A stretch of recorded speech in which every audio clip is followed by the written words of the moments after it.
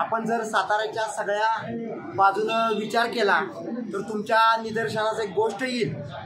तुमच्या कर्मांसाठी, तुमच्या विकासासाठी लढत आलो, नाहीतर मी माझ्या स्वतःच्या क्षेत्रामध्ये त्या ठिकाणी माझ्या मनगटावरती नाव कमवून साताऱ्याचंही नाव मोठं केलं।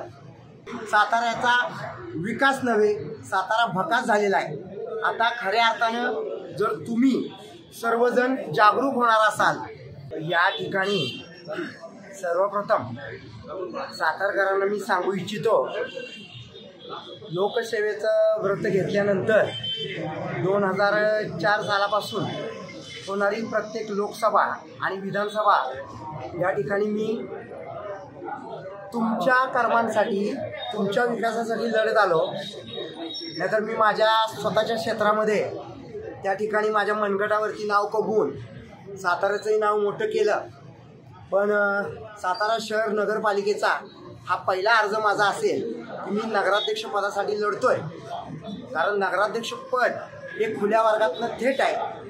आणि त्यासाठी आपण जर साताऱ्याच्या सगळ्या बाजूनं विचार केला तर तुमच्या निदर्शनास एक गोष्ट येईल की 100 किलोमीटरवरनं माझे सगळे सहकारी सातारकर सकाळी नोकरीला जातात पुण्याला, पण साताऱ्यामध्ये संपूर्ण जमीन सुपीक आहे, पाणी आहे, सगळं आपण संपन्न आहोत सगळ्या गोष्टीनं। पण या ठिकाणी राजकीय इच्छाशक्ती नसल्यामुळे साताऱ्याचा विकास नव्हे, सातारा भकास झालेला आहे।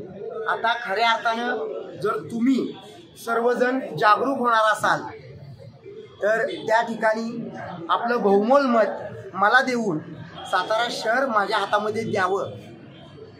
या ठिकाणी थोरले बंधू जे आहेत आमचे, ते खासदार आहेत, आता आहे ना त्यांच्याकडे खुर्ची एक, दुसऱ्यांकडं आमदारकी, आता मला द्या।